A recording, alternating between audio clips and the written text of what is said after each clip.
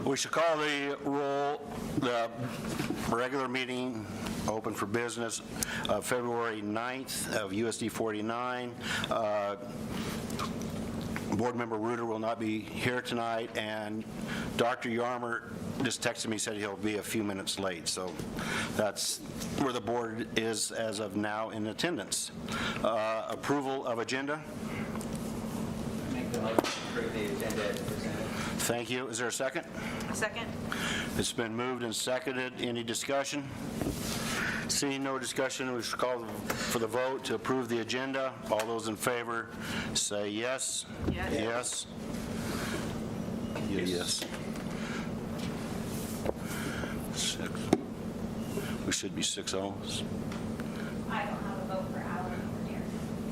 It'll take me a second to get logged in. They're both yeses. Passes 6-0. USD 49.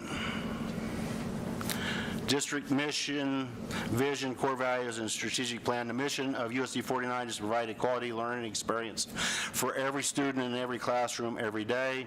To support the mission of the district, the USD 49 Board of Education includes supporting a vision that encompasses high student achievement, highly effective staff, effective and positive communications, and 4, effective management of resources. Consent agenda, Mr. Wilson. Yeah, just normal consent agenda, board meeting minutes, Hayes Rec minutes, site council minutes from Wilson. Personnel, there are no retirements on the personnel this evening. Financials, Chris? Just shared different things through the notes. A couple of things to point out. There was some roof project that 3 different ones, but you'll see that was all one invoice, but it was 3 separate projects. One was a part of the scheduled roof replacement, which is a small section at what is Belton now. The other were a couple of repairs that were done. You'll see that we had one of our 2 semi-annual payments for SRO. And this one, we'll have another one, and towards the end of the fiscal year. We had a concrete project at Hayes Middle, and that's what shared some information. But we had, it started off as just doing the 2 lanes that are the exit, what is exit now at Hayes Middle School. That started last summer. As we got started, they did a tear out. We did not go back in and replace the concrete road because we didn't need or really want that exit while construction was going on. We didn't want people tempted to use that drive as the remodel was going on. As it was in that phase, working with Mr. Albers and talking through the traffic flow, it was decided instead of just replacing the 2 lanes that were there, we'd add a 3rd lane. So now we've got the left turn, an option to go straight across to Harvest Lane, I think, or right turn, which I think Mr. Albers has helped a lot with the traffic flow. There was an issue, though, in adding that 3rd lane. We also, so we were thinking, okay, I think the initial thought from Buildings and Grounds was it's $18,000 to do the 2 lanes. We'll add in this 3rd lane, no problem. Don't need to come to board for approval. Well, what didn't get considered is we had to tear out and put in new curb since we were adding the lane, and then also some sidewalks work up on 13th. So the job came in at $26,000, which is over the $20,000. It should have had pre-approval. No excuses. We've talked through the process. I think going forward, it won't be an issue again. Again, no excuses. There were a lot of projects going on, and it, quite frankly, just got missed. So, but that one should have been bid and brought to you for pre-approval. It wasn't. But it was a good project. It's really helped from when I'm out there in the mornings. Well, I think it's good, but there's asphalt, like concrete, asphalt, concrete. And I mean, like, it wasn't a completed project, as in, Right. like, it still isn't the greatest. So that little section of asphalt is on the map for final, so eventually that'll get replaced also. It'll be a summer job. I don't know if it's actually this summer or next summer, but it's on the map to get done, to complete it all the way. That's the last piece of asphalt, isn't it? That's the last piece of asphalt on that side. The teacher's parking lot? Yeah, then the teacher's working on the parking lot is good. It will need to be done sooner rather than later, over the next few years. Any other questions? Let me know if those are the ones I wanted to point out. So were they bid, and you had multiple bids, or they weren't bid? No, It was it wasn't. confusing. That's what I'm saying. Yeah, Okay. It wasn't, yeah. So, okay, why don't we bid those? I know they're not 20,000, but why don't we just bid them? They get multiple, then we don't have to worry about this. Well, so when they're under 20, they are quoted, so Buildings and Grounds will go talk with multiple contractors to talk timeline and get pricing, and then go with the best option that we have. It's not a formal bid because it doesn't need to be a formal bid. We don't need to make them jump through those hoops, and we don't need to take the extra time that goes with that. So it was initially, when it was an $18,000-ish project, it was quoted, and then we awarded the vendor to do that job. I think any time that you're close to that, best practice is to get bids, to get as multiple bids as you can, so you can, and so they know it's a bid process, that job. And it might come in more than, under 20,000 more. But if you have 3 or 4 bids, then you can see if they're right where they should be. So the policy right now is 20,000, that's what we go by. That's the discretion of the board. The policy is that we do not have to get bids. That doesn't mean that we can't get bids, correct? But that's up to you guys. That's up to the board to decide where it is. Over 20. No, I meant if they bid it. But That- then we wouldn't have these issues. We don't have the process done. We wouldn't have to go back and redo it and apologize for something that wasn't done right. Just did the bid. Okay, anything else? Anything else? Nope. I'd entertain a motion to approve the consent, oh, I'm sorry, are we done? Mr. Wilson, we good? All right. I'd entertain a motion to approve the consent agenda. I so move. Ooh, I'll second. We'll take, Mr. Brooks is making the motion. Jamie, you going to second that? Yeah, I did. All right, thank you. Seeing no more discussion, we shall call for the vote. All those in favor say yes. Yes. Yes. All those opposed, no.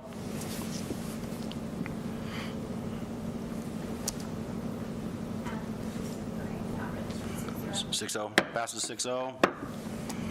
Next on the agenda is the public forum. Is there anybody wishing to speak to the board tonight? Okay. Next is 4.1, Hayes 2025 Economic Activity Review. Mr. Williams.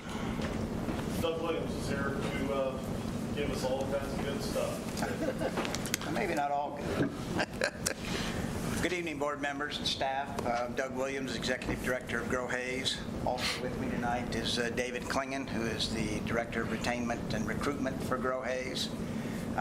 First, since Chris was talking about traffic at the new high school, I take my grandson there every day, take him to school and pick him up. And with the exception of the first 2 days, which I can understand, the first day was bedlam and the second day was rain, it's been flawless. These guys have done just a terrific job. And I swear I get in and out of there as fast as I did when I took him to Felton, or Hayes Middle School, I guess. It's always Felton to me. But yeah, the only negative is I have to go clear across town to get there. But that's just what happens with those kind of things. But I appreciate you giving me a few minutes tonight. I've got some slides here. I appreciate you letting me use the clicker because I got a lot to go through and I want to go through it pretty quickly. I don't want to take up a lot of your time. Basically, this is maybe. Yep, got to press the right button.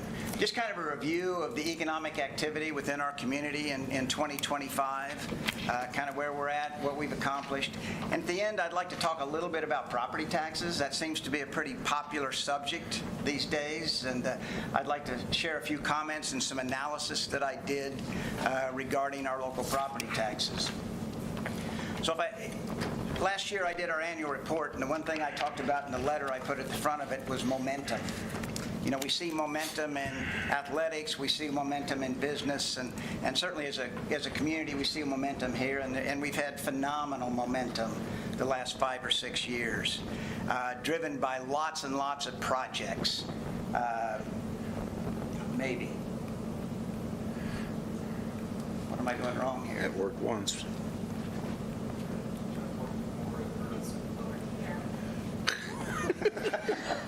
Hit the button.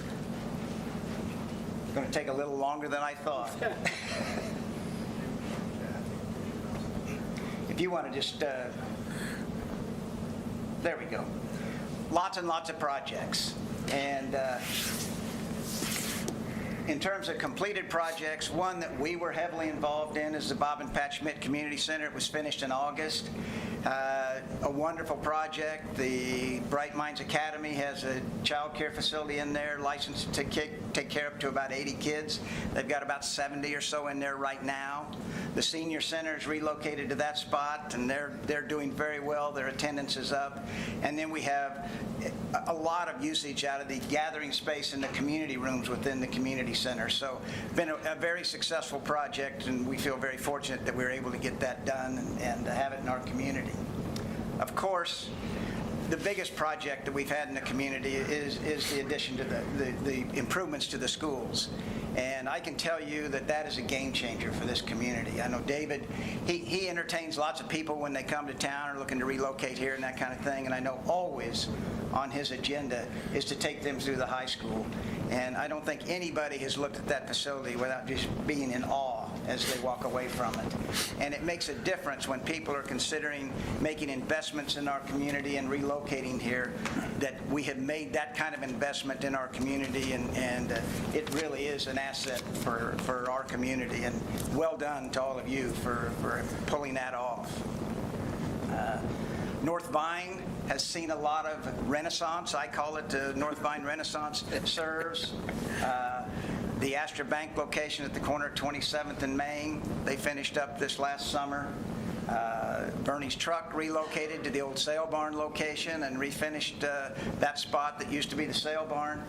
And what I found when I run through these slides is we all have our routes that we go when we go to work or we take our kids to school or that kind of thing. Rarely do we get by all of these projects, and it kind of boggles your mind as you go through them. I don't think any community our size anywhere has as much going on as we have had for the last few years. Worth Plumbing and Heating on 13th Street, finished up in 2025. 7 Brews, nice addition in that North Vine Renaissance I was talking about. Projects that are under construction. Gosh, you go on campus, there's just a lot going on down on campus. Forsyth Library is open now. I think maybe they still have a few finishing touches to do, but it is open.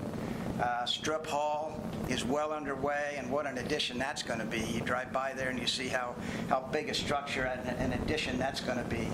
And then, of course, the athletic facility on campus as well. The former Path Lab, we're all familiar with that, empty for over 20 years. Now Link is going to relocate in there, or already have. Great use of that facility that sat empty for a long, long time. Talk about empty for a long time. The old bank building downtown is now being remodeled into the Chestnut Suites, be an Airbnb hotel type operation that will allow people to stay downtown, shop, go to restaurants, and for events that happen at the Strand or at the Fox, they can be right there. It'll be a great addition to downtown. North Central Tech or Fort Hays Tech, if you were out there for their grand opening the other day, wonderful facility. It really is awesome, and a great addition to that campus. The dental clinic at the corner of 27th and Hall, it's getting close. I never thought it would get there. It's been a long time coming, but it's getting close. And so, and a nice addition in that facility. The City of Hays is remodeling the old Astra Bank location into a new police station. Credit Union of America going in at the corner of Vine and Centennial. Looks like they're about done. Lewis Chrysler, their collision center, is nearing completion out by Home Depot. Central National Bank, remodeling the old, what I refer to as the old Mars Restaurant building, but there's probably none of you old enough to remember that. But originally it was a restaurant, then it was Harfman Accounting, and now it's going to be Central National Bank, and they're really doing a beautiful job with that building. The USDA offices on West 27th, west of the former Vive location, west of 27th and Hall, going up. The National Guard Armory on North Hall Street is finally starting to come up out of the ground. That picture's a little bit old, but it actually is having some vertical construction now. And then we look to housing, and there's been a lot going on with housing. If you've been down on West 10th Street, Michael Graham and his 48-unit apartment complex continues to progress. The first phase is pretty much framed in. They've got the windows in now, and they've started framing on the second phase of 24 units, so there'll be a total of 48 units there. Ellis Estates has wrapped up construction on the 42-unit addition that was started there several years ago. And of course, you all are very familiar with the Lincoln School project that Michael Graham is going to be building out with some additions, some fourplexes on the former playground site, and then redoing the school itself. He has added a lot to this community in the last few years. Elite Investments building a fourplex just down the street here on 11th Street behind the former Community Corrections building. A lot of people don't even know what's going on there, but that's where it's located. And Aaron Dreyer is putting in units behind North Dillon's that are going to be micro mansions, tiny homes, whatever you want to call them. Ultimately, he plans to put 23 of those units on that site. Tallgrass Edition, Heart of America, has been involved in that. The last of the initial 66 homes are under construction, the final 6. All 66 homes have sold before they were finished, and the demand remains. Unfortunately, we've outrun our ability to get lots completed, but they are currently starting infrastructure on what is Phase 4, which is to the north of those 66 homes, all the way to the interstate. And they'll start in the next 30 to 45 days on the construction of those lots. 101 lots they hope to be done in October, November. The builders that built homes in the first tallgrass areas, the first 3 phases, continue to have a list of about 20 to 25 people on each of their lists that want to be out there. So we anticipate demand staying very strong for those type of homes for the foreseeable future. And this time, we're getting ahead of the game instead of being behind. We kind of got caught flat-footed with that development because we outran the available lots we had. But this time, with finishing out 101 all at once, that gives us a good 5 to 6 year supply of lot inventory so they can continue going and meet the demand. The Grove, which is the area around the community center, we currently have 5 homes under construction in the Grove. 3 of those 5 are sold. And we plan to continue on. Hopefully the demand will remain strong and build that out as quickly as we can. There's 58 total lots, and we hope to build those out in the near term. 2025 housing permits. There were 14 single-family residents permitted, 48 multifamily units, and 4 duplex units.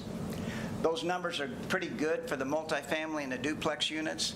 We need double that on single-family homes. And we would have that had we had more lots available in 2025 to build on. But when we ran out, that slowed activity.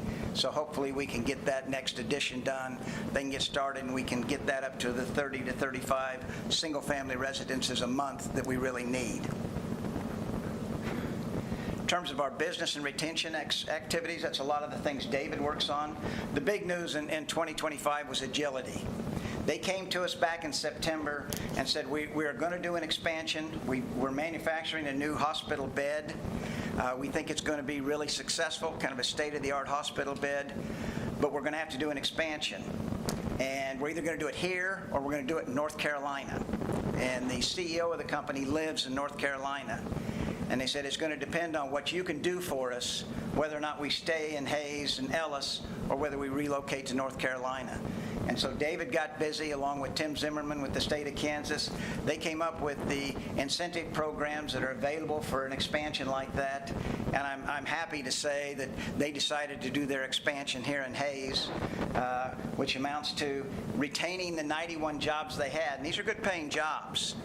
Adding 140 jobs over the next few years, making a $6.5 million capital expansion to the plant.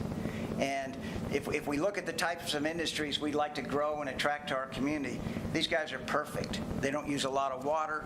They're high-tech jobs for the most part. So the people that are trained at Fort Hays State and Fort Hays Tech are ideal candidates to go to work there. And their plans, if the bed is as successful as they think it's going to be, they want to do additional expansion out there as well. So hopefully this is just the start of that. So we'll see. But at this point, it's a big win for our community. The economic impact of those jobs is kind of listed there.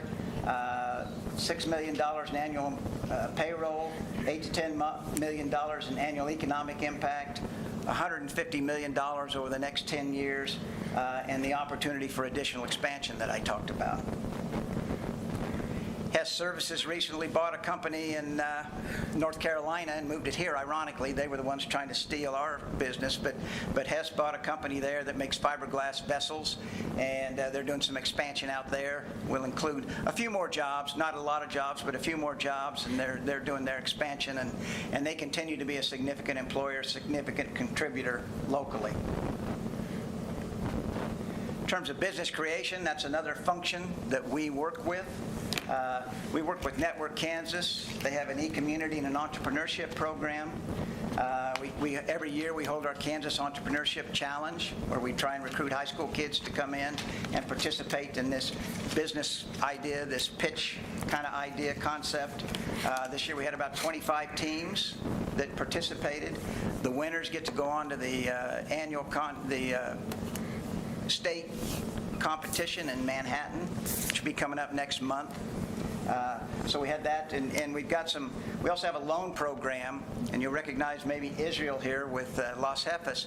Israel's a loan recipient. We helped him with some initial loans to get his business going, and he's not only has that business, but he's also started another business next door to Gella's. A good success story for what that program's all about. In 2025, we made 9 new loans to new businesses. We managed 38 active loans for about $2.5 million that we have outstanding to those businesses. The microfactory, we have some occasional chatter about the microfactory. I think people need to understand a couple things I'd like to clarify. One is 0 local tax dollars went to the microfactory. There's a federal grant and private donations. So I get this all the time. Now, I'm tired of my tax dollars going to this, blah, blah, blah. Well, no local tax dollars went to this project. We currently have 3 tenants, about half full. We've got a couple of good prospects. And I'm very thankful that we have a facility like this. When the right opportunity comes up, we're going to be able to act on it. So many times you run into situations where they have a more immediate need, and you're a year or 2 away to build something for them. This facility's ready to go. It's state of the art. We're very fortunate to have it, and we've got 3 companies operating in there now and a couple of interested parties.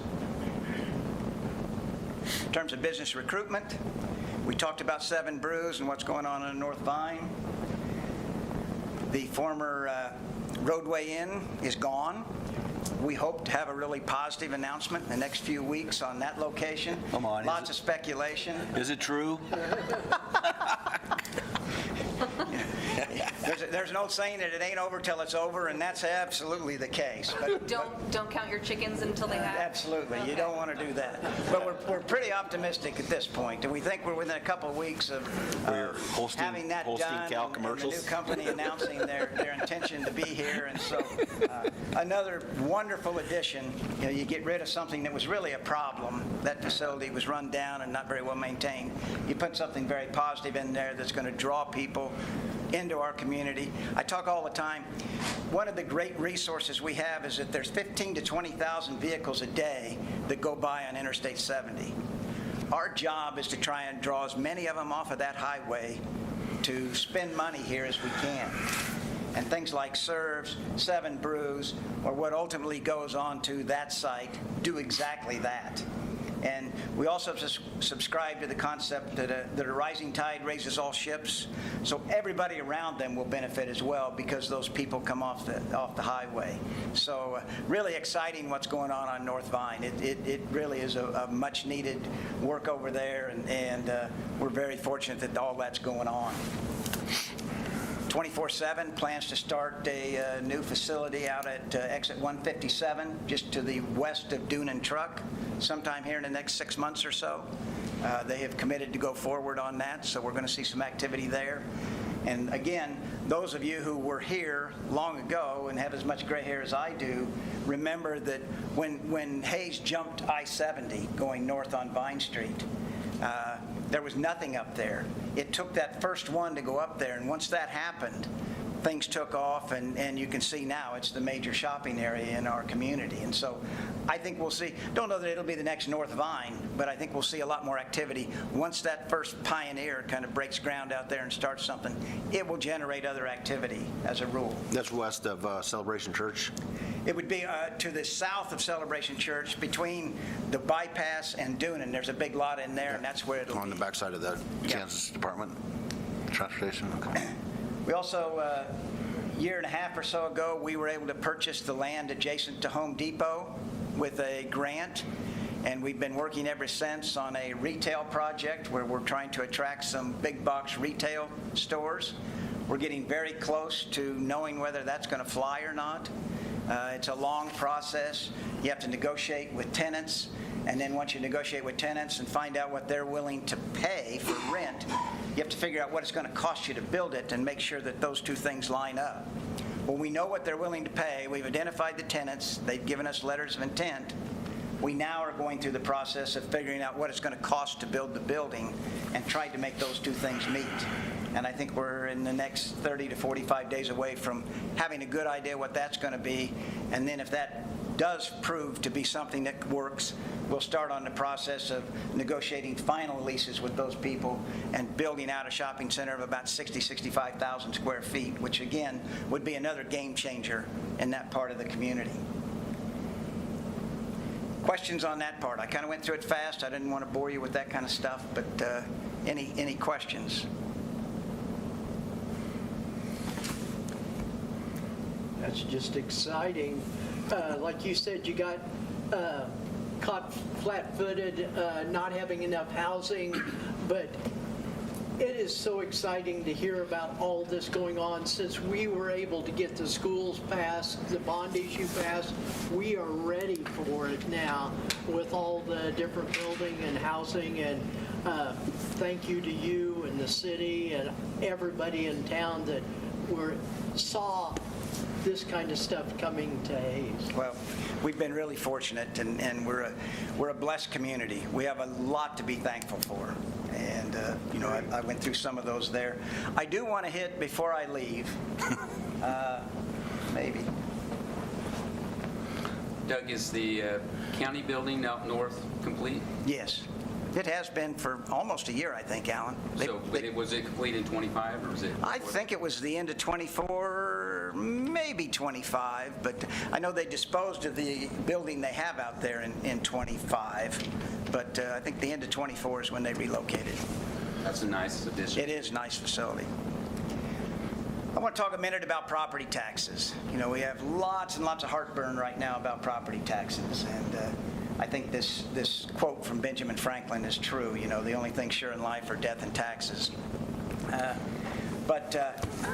And we hear a lot of talk about, property taxes are high, and you all, along with your peers at the city commission and county commission, spend like drunken sailors and that kind of thing. And I think I beg to differ, but I thought I'd do a little analysis. And first, let me say, there's no doubt property taxes have gone up.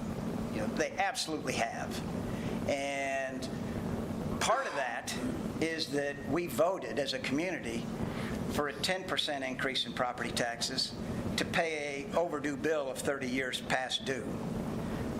But we've also had other property taxes increases. Valuations have gone up. And what hasn't? if you look at property taxes, if you look at health insurance, not anything that you wouldn't be familiar with as you manage each year trying to deal with what you pay in health insurance for employees. But auto insurance, Ken can tell you all about that, or homeowners insurance, we've had a lot of increase in costs. But first of all, most people don't understand where their taxes go. And I think that's important that people do understand that.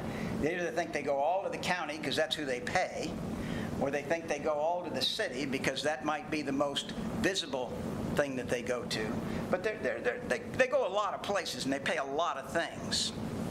And so when I get confronted that property taxes are too high, my initial thought is, compared to what? Compared to what they used to be? Absolutely, just like everything else in our lives.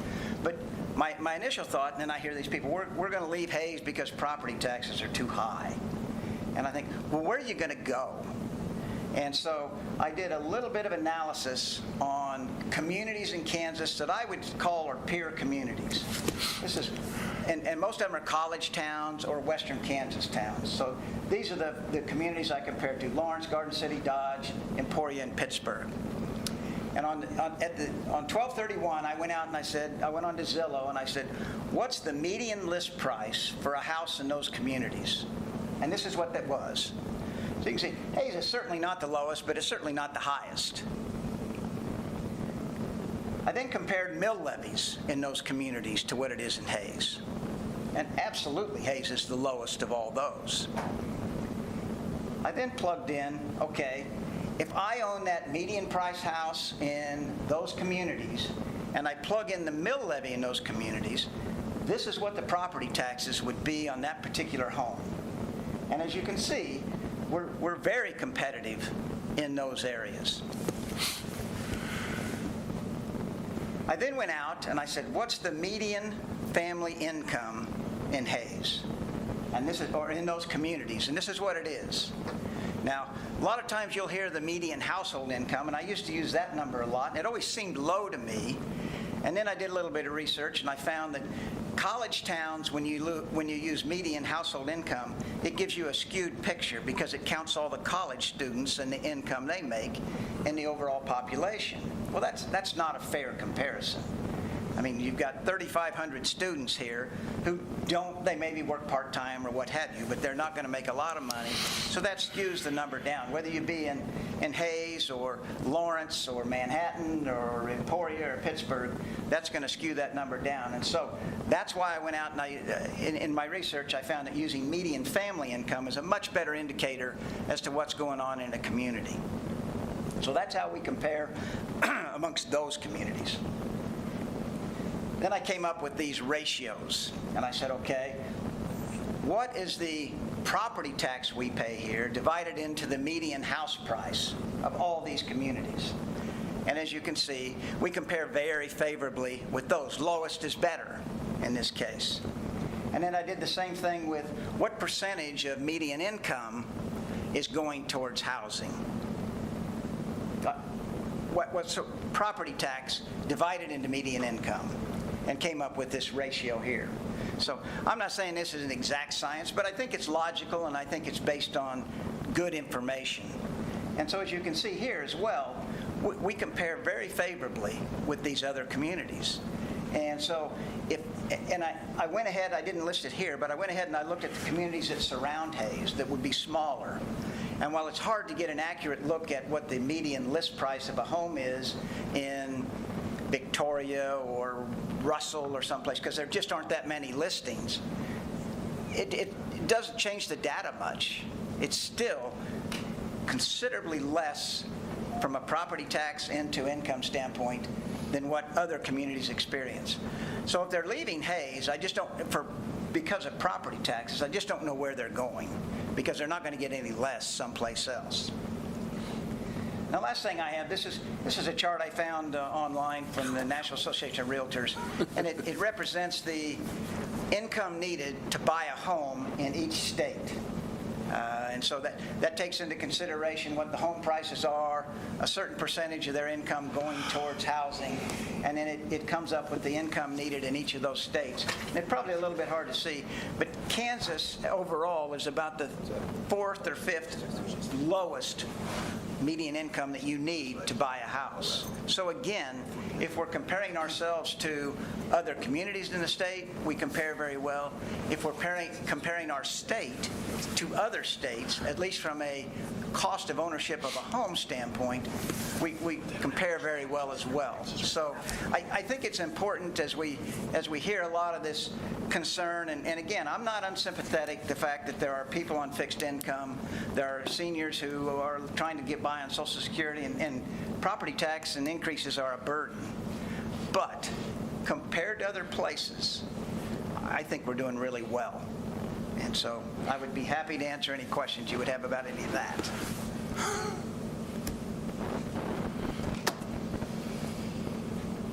Thanks for taking the time to put this together. I appreciate you taking the time to listen to me. Thank you. I want to thank, even Hayes Daily had one of your information on mill levies, and I saw it, and I had a lot of people comment favorably on that. They couldn't quite believe it, but after they read it. And I fully understand people are frustrated and struggle with all kinds of expenses. So I'm not unsympathetic to those who do it all.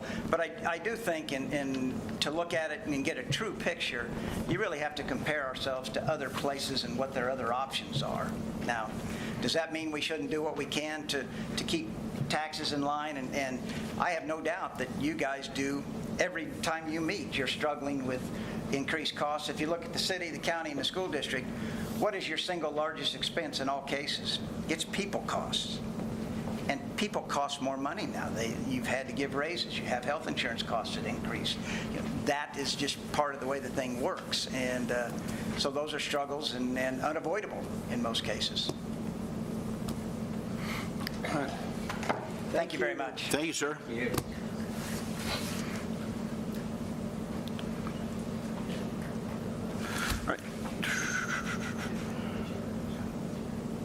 All right, next, District Communications, Mr. Wilson. Yeah, just real quickly, bond update. Of course, you have the O'Loughlin bond update that is we bring every board meeting.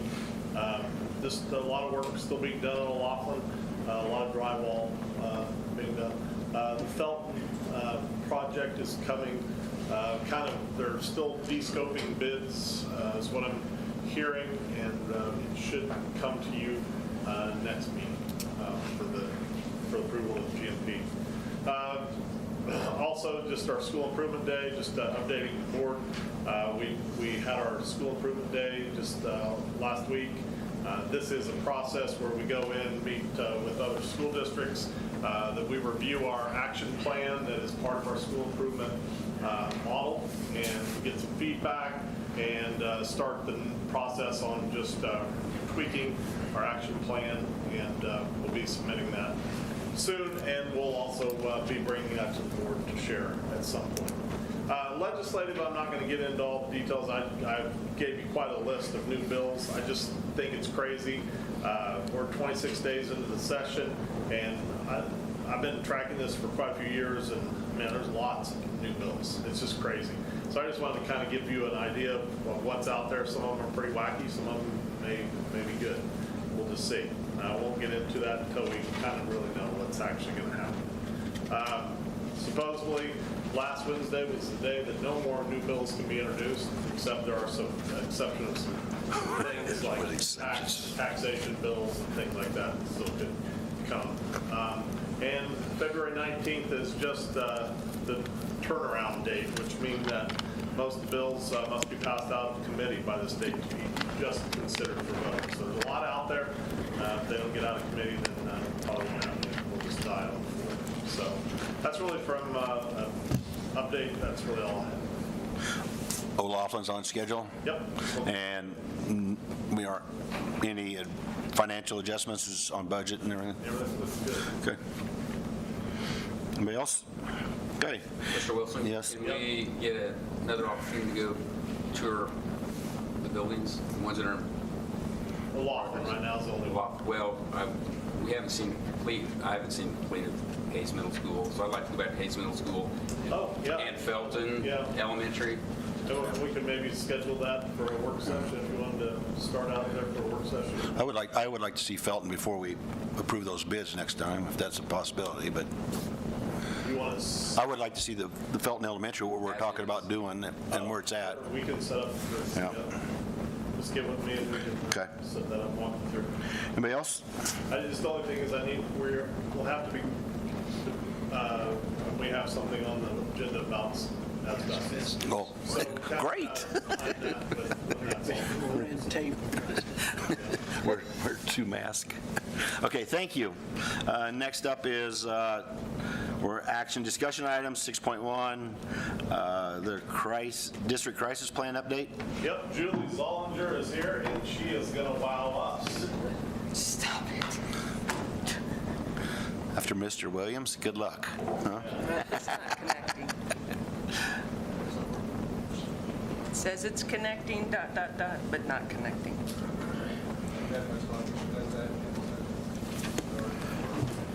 Restart the computer? Is it something you can send? Yes, I'll take the clicker. We already have it? Yeah. Come on, Viner.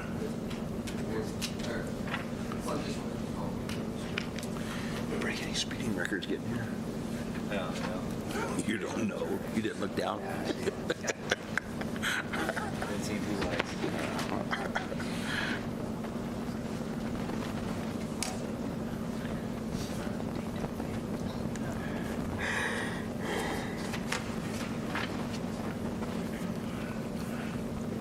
Do you all have a copy of my presentation? Yes. Okay, Yes. I'm going to go ahead and get started, if you guys are good with that.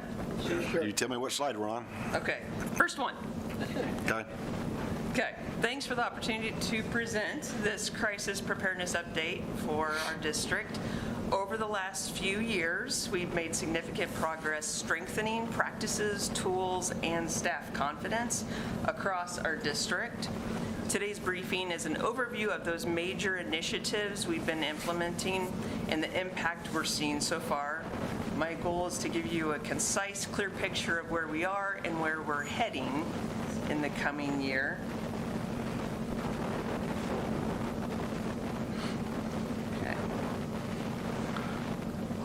Okay, next slide for you guys following along on your devices. So here are the key issues we'll be covering tonight. We'll start with our usage of the Raptor Technologies platforms. We're on the slide 2, which continues to be a foundational tool for emergency notifications, drills, and communication. Then I'll walk through our mini trainings and tabletop exercises, as well as our work with community partners. We've also expanded our resources through our new district safety webpage and safety newsletters. We're looking forward to a formal behavior threat assessment training. And finally, I'll provide an update on the reunification plan currently in development. Each of these contributes to a more consistent district-wide approach to school safety. So do I use this now? Just, you got it. Okay. Next slide. So you just follow along when I advance. Okay, all right. So this slide shows our drill activity this school year. Raptor allows us to track drill compliance accurately and ensures we're meeting state requirements while reinforcing protocols with staff and students. Overall, this shows a healthy level of practice across all major response types.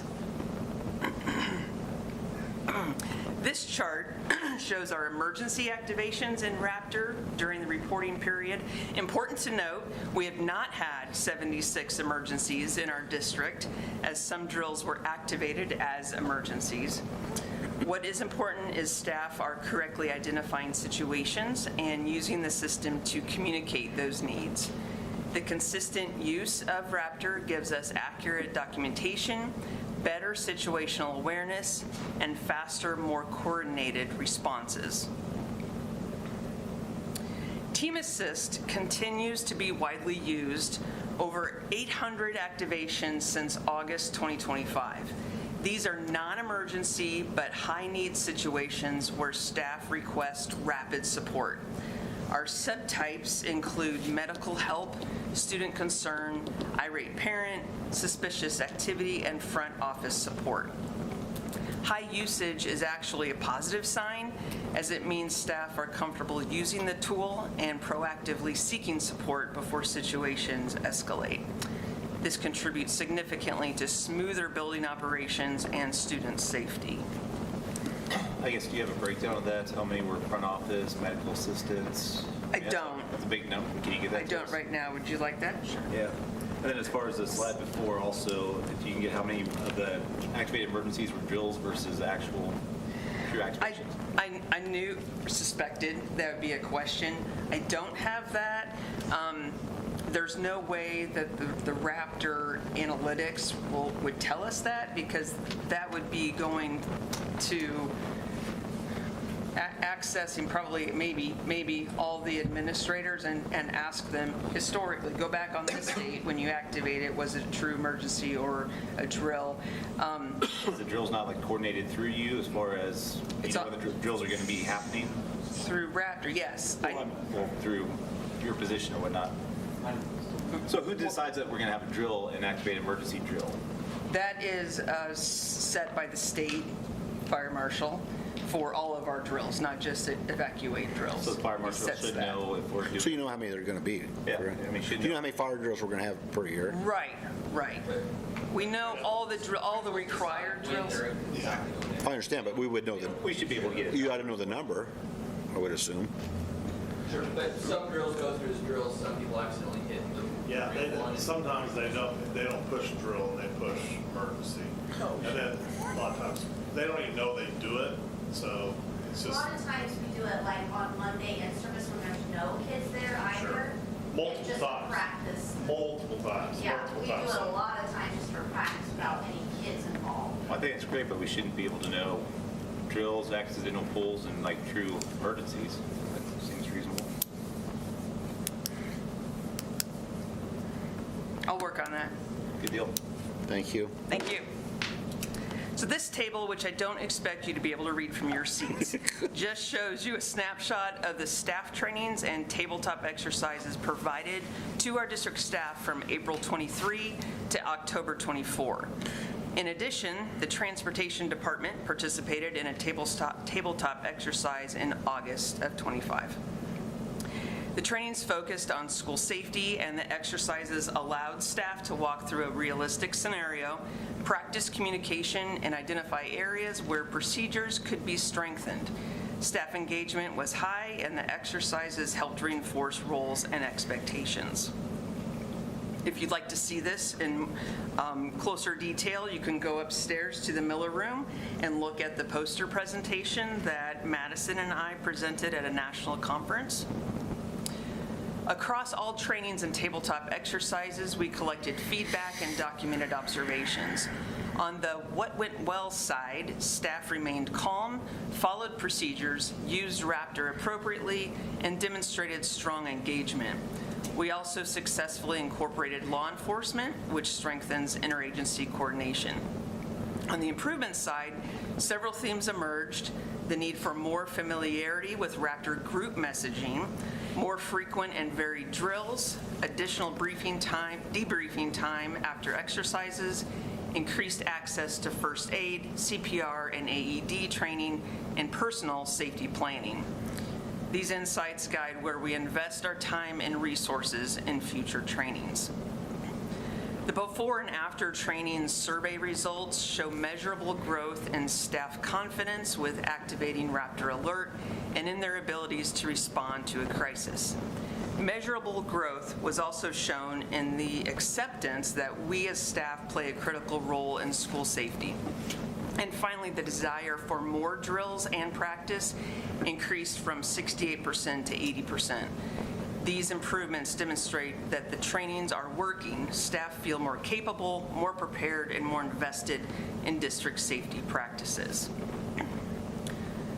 Our work work with community partners continues to deepen our preparedness efforts.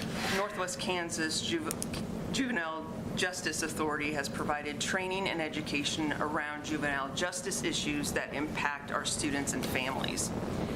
The Hayes Police Department has actively participated in our mini trainings and tabletop exercises, which improves coordination in real events. We also now have improved communication between Raptor and Ellis County Communications, or dispatch, meaning emergency calls are more efficiently routed and documented. And finally, we've made progress with the school mapping grant secured by Ellis County Communications, which supports law enforcement access to accurate school layouts during emergencies. One of the biggest improvements this year is the new 49 school safety webpage. This provides families and staff a centralized place to access safety information, general procedures, and resources. We also launched the monthly school safety newsletter, which keeps safety communications consistent throughout the year. A big thank you to Madison Sheeha, another school psychologist and my assistant, who helps me with this work for creating the monthly newsletters for us. These tools strengthen transparency and help ensure everyone receives accurate, up-to-date safety information. Behavior threat assessment is a priority focus for the upcoming months and highlights our district's commitment to strengthening early identification and intervention for potential safety concerns. The reunification plan is a major initiative currently in development. Reunification is a complex process with the goal of returning students to their families as quickly and safely as possible while minimizing psychological distress. We're currently working on several key components, including staff procedures, site planning and traffic flow, signage, communication templates, core team training, and district-wide staff training. We're taking a careful, deliberate approach so that when the plan rolls out, it is practical, scalable, and easy for staff to follow during an emotionally difficult situation. We've made significant progress strengthening our practices, tools, and staff confidence, and this work truly reflects the commitment of our entire district and community partnerships. Although we've accomplished a great deal, we also know there's much more work ahead. I appreciate the opportunity to share these updates with you, and thank you for your ongoing support of school safety efforts. So I want to make sure that I wrote down your request fully. So Team Assist, you want to know how many of each subtypes? Correct. This school year? Okay. And how many of the Raptor emergencies that were activated that should have been drills? Yeah, I think this kind of goes back to, we've had some, it's been a while, but some parents concerned as far as rooms being cleared and how often this is happening. So I'd like some numbers. I'm guessing the evacuation is when the rooms are, we're not, this That's is when not we're good. This is all leaving just the talking about the threat overall. building. Gotcha, building Right. threat. Okay. Yeah, yes, would be the answer, though, as far as true activations versus not true activations. Okay. And then I did have one additional question. The website, is that used, if there is an emergency, for parents to go and look at it, real-time updates as far as, police have it under control, or is this just information only on the webpage? For said- our school safety, Yeah, our the school- 49 school safety? Correct. Webpage, yeah, that's for anyone, that's public. Well, I understand, but my question is this like real-time updates for parents? Like, say that there is a school lockdown, and then this is where they go to look for information regarding that, or this is just general knowledge information? That, if there was an emergency and communications need to go out, then that would be the district level, getting it out on all the channels that we have, Okay. including the website, but it would not be embedded probably on this school safety So that's just webpage. general Yeah, information. yeah, just all the channels that they send things out on now. Thank you. Thank you. I have a question. So the training that happened, is it all certified? Is it all certified personnel The that's getting trained with crisis and school safety? We do, those tabletop exercises, yes. Do you go as far as janitorial staff to kitchen, how They're all invited. do they all show up? Most? Some? Not everyone shows up Yeah. because they have other commitments. Or- And are you doing it during the in-service They're on days? in-service days. During in-service days. Julie, I want to thank you. How long have you been heading up the district crisis plan? I know it's been quite a few years. A couple decades. Couple. Been working on it. With more resources allocated in the last 4-5 years, about when we got Raptor I just want to thank you for as your a supplemental commitment. contract. Yes. Julie, I have a question about Yes. Raptor and the budget and the startup costs and the continuing costs, subscription. Okay. Was it by a grant, or, I know you do a lot of grants, you have in the past, but, or is it from ESSER, or I'm going to it was just out of budget, at Out risk? of budget now. The initial year was part of the school safety grant. After we finished all of the secure entrances, then I think it was the very next year that we did the school safety grant, received money to help with the purchase and setup of the software. Now we have an annual software as a service contract with Raptor to renew, but that's just district funds. Do you remember what that is, or? I don't. And is it, Let me look it up when we get to another, before the night's over, I'll look it up. and is that, what fund is we fund that out of? General fund. Just general fund? Thank you. Okay. Thanks, Julie. Okay. Thank you. Thank you very much. All right, next is 6.2, update HAVAC preventative maintenance agreements. Yep. So, last meeting, you asked to get some more information, and rather than me guessing, Eric Dingus from Glassman is here tonight to be able to talk a little bit about our service agreement and answer any questions that you have. Good evening, board members and staff. I appreciate you having me here. I'm Eric Dingus, the service manager for Glassman Corporation. I was asked by Chris and Rusty to come in to discuss any questions that you guys have regarding, I noticed on the agenda, it did talk about 3 agreements that you guys were discussing, but I think right now it comes down to 2, which is the Roosevelt School and the Hayes Middle School, because the O'Laughlin one right now is still under construction. I just got that to Rusty. That's for the addition that's going on right now. He just wanted to have a baseline of what that was going to cost in the future. So the 2 that we are discussing, from my understanding when I spoke with Rusty, are the new Hayes Middle School and Roosevelt. Does that all seem correct to you guys? Okay. Okay, that's, I think we're given the numbers for O'Laughlin. Yeah, I get numbers for Laughlin. I guess I didn't understand that part. So basically, on the budget impact, take off 5520, because that wouldn't be in effect until... correct, after the warranty period is over on that new addition. Correct. I guess I will start with a couple tidbits when it comes down to service agreements. The direct financial returns on service contracts reduce energy consumption, well-maintained equipment operates 30% less than untaken care of equipment, lower repair costs by about 37% when the maintenance is done correctly and twice a year at the bare minimum. Extended equipment life from 30 to 50%, which is anywhere from 5 to 10 years, which is a huge benefit when you're talking about what the cost of the new equipment costed the school and what replacement equipment would cost in the future. Operational value, avoidance of unplanned downtime cuts you down by anywhere from 70 to 75%. Along with the service agreements, you guys get priority service, which means that if Rusty or Aaron or anybody calls, they've got a issue at one of the schools, you guys get put to the top of our priority, which you already do due to the fact that you have agreements with other facilities. Actually, the facilities that we're talking about, we have some other stuff, just we're updating these according to what came out of warranty. Budget predictability. Fixed annual fees turn chaotic emergencies into expenses that are predictable.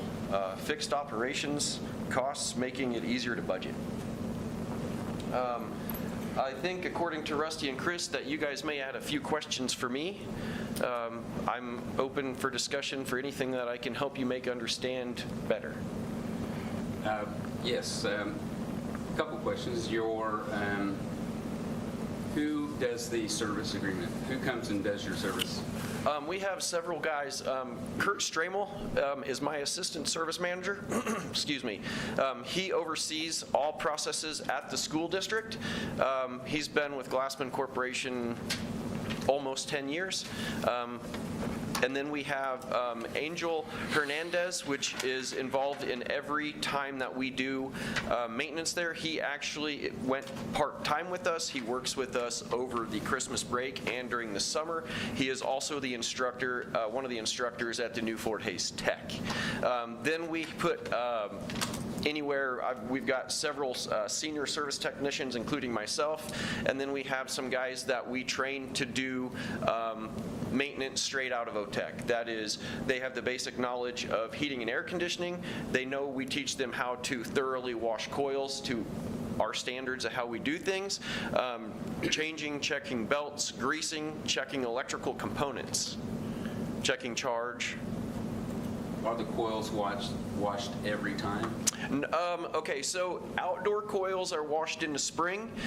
Indoor coils, on like the geothermal stuff, rooftop units, they are inspected, and if they are dirty due to the fact that the filters let dirt or whatever it may be, lint got through the coils, we do wash multiple coils every single time, pending on inspection. Inside coils? Inside coils, correct. Evaporator Washed coils. every time. So, condenser coils get washed in the spring for the summer. They're outside, but the evap are inside, Right. which get washed. The good part of them got washed when we first started because some of them were fairly dirty already, and then we inspect every single time. And if they need washed, we either set up a time to wash them. If it's during Christmas break, we do it over that time, obviously, because school is shut down, so we don't have to try. And we did some of the stuff this year because we had to wash quite a few coils. It actually drug on. We ended up doing some of the stuff. We worked it out with Rusty and Aaron to let us do it after hours, because obviously we don't want to impede on class time. So the contract is for 2 times, and so the third time our own people change? Yes, if I understand that, I believe the staff does it 2 other times, which is just a filter change. So it's done 4 times a year from my understanding. Is that all HVACs are changed 4 times? Yeah. The filter changes are actually 3 times a year. They do all the filter change one time. We provide the filters, but when they're doing the inspection and service, they change the filters at that time, and then our guys do it 2 other times throughout the year. Correct. Why are we providing the filters? That's usually part of the service agreement. That was set up with the original contract because they wanted to cut costs on filters. They felt that they could purchase the filters cheaper at that time. Okay, so how much time when you have them come change filters? How much time does that take your guys to do that? I mean, is it like to do it through the whole district? Is it you take 1 whole week? Oh, no, it's several weeks. We have about, if I put anywhere from 3 to 4 guys on it in the summertime especially, the summertime one is the longer one because there's a lot more coils to wash. Okay, I had the understanding that the summertime our guys did it. Is that not accurate? We do the filter change, the interior filter change at, I'd have to look, Rusty gave me the notes on when it was, but we do the filter change, but they're outside doing the cooling towers and all of that stuff. Correct. At that time. Okay, so how long, you said it takes a whole week in the summer? Oh, with all the separate facilities that we take care of, it's probably, summertime, it's probably 5 weeks with anywhere from 3 to 4 guys on there. 3 to 5 guys, it works 5 weeks. Correct. Once a year. That's the spring, and then we do it again in the fall. which is typically, it's not really fall. We set it up so it was done over Christmas break as much as we can during that, 2.5, 3 weeks, whatever it may fall. And we, like I said, we do not get it done in that time, and then we go into evenings after that. Or what we try to do is we try to do all the inside stuff at that time, and then once, because when we're back in school, back in session after Christmas break, we can still do the roof work during class without any interruptions. You say the warranty at Hayes Middle School is over? Yes. We've just been in there a year, so we paid for a service agreement when we weren't using it. No, so you're talking about the new Hayes Middle School. Yes. So there wasn't a service agreement on everything. The only thing that was covered in a service agreement over there was the boilers, cooling tower, basically the mechanical room equipment and the boilers. But for 6 or a year, it wasn't until Hayes High left. No kids, it wasn't on, it wasn't being used, right?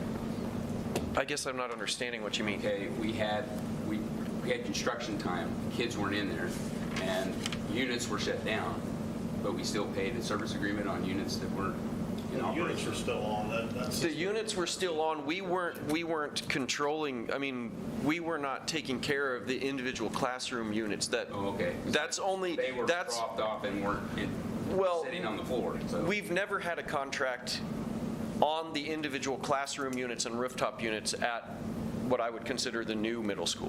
Only the mechanical room, which is the boilers, the cooling tower, pumps. And how long have you had that?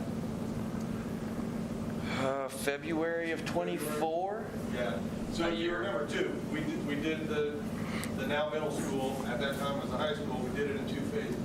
We used ESSER money to do a lot of the front end stuff, which was boiler, all of the mechanical room stuff, the cooling and all of that, plus the classroom units on the like the E building and the far south side, right? And then a year later after that came out of warranty, that Which I think was this past August, Yeah. is my understanding, was when the warranty period ended.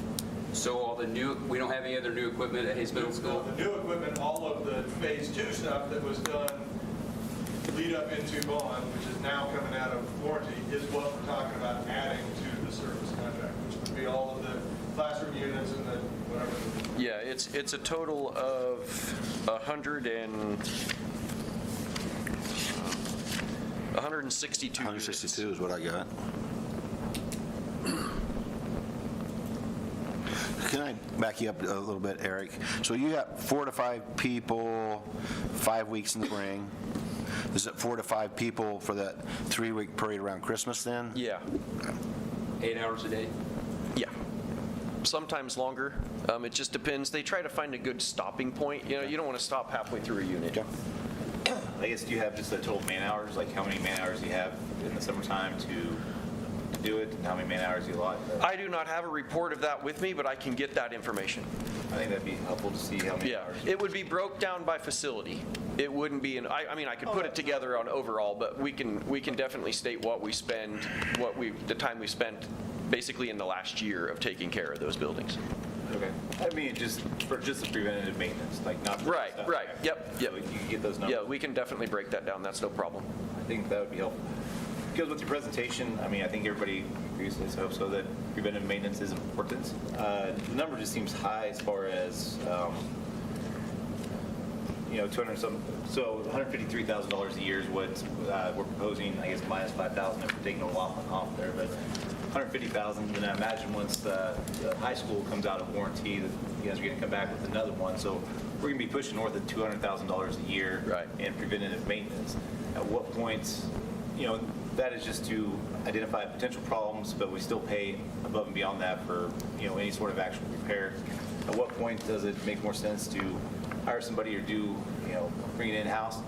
And the other big problem I have, I guess, is that it wasn't bid out in the first place, so we don't know what the best number is. You very well might have the best number, but we just don't know. Right, right. I think that figuring out the bill of man hours would be helpful. I guess, oh, go ahead. Sorry, I didn't mean to cut you off. You're good. The reason why, from my understanding, with talking with Rusty and Joe and Chris, the reason why we were doing this is this was in addition to service contracts that we already had in the buildings. We haven't bid anything on anything new. The new stuff would go out, from my understanding, out to bid. Well, yes, I guess I was talking like the whole picture. It didn't go out to bid last time, it's not going out to bid this time. I understand this is a continuation of buildings that are already covered. Right. But there was no bidding process for a rather large expenditure. That's Okay. nothing to do with you. It's- Right. So I guess- if I break that number down a little bit, just to give you an idea, so we're at $61,000 with the Roosevelt and Hayes Middle School.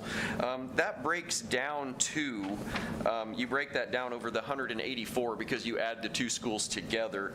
That breaks down to $331.52 per unit of services, which comes down to $165.76 a time that we touch each one of those units. With our service rate being $125 an hour, it doesn't take long to exceed that to when you go to do a service call. Can you, hold on, can you repeat those? I can't write that, I don't write that fast. So the total amount between the two service agreements is $61,000. Okay, You divide that by 184 units across the two schools, which is the new middle school and O'Laughlin. That comes up to $331.52 per unit per year. If you break that down, being as we do it twice a year, it's $165.76. Okay, so Not including filters, because we're paying for the filters. Correct. okay, that's. That does include chemical that we use to wash coils. Okay, that's the new Hayes Middle School and Roosevelt, or is it O'Laughlin? Roosevelt. Roosevelt. We're not touching, did I say O'Laughlin? I'm You did. sorry. You're all I right. meant I'm just- Roosevelt. I'm trying to- Sorry about okay. that. You're all right. well, Okay. I mean, that's more than your hourly rate, and for maintenance, I can't imagine that you're spending more than an hour at each unit. When we do the full maintenance in the spring on a rooftop unit, it's anywhere from 2 to 4 hours per unit. Washing coils, dragging hose across the roof, getting set up, chemical. Well, I find that kind of hard to believe. If you're already, I mean, I can see if you're doing onesie twosies, like taking the hose down completely, then bringing it back up each time. But if you're already there, just moving, bam, bam, bam. I've talked to other people in the field that have the number at a lower, number of hours to service each one. Do you have the number of rooftop units? Because that's quite a few. Not Yeah, very many. Look like most of the people. so on the Hayes Middle School,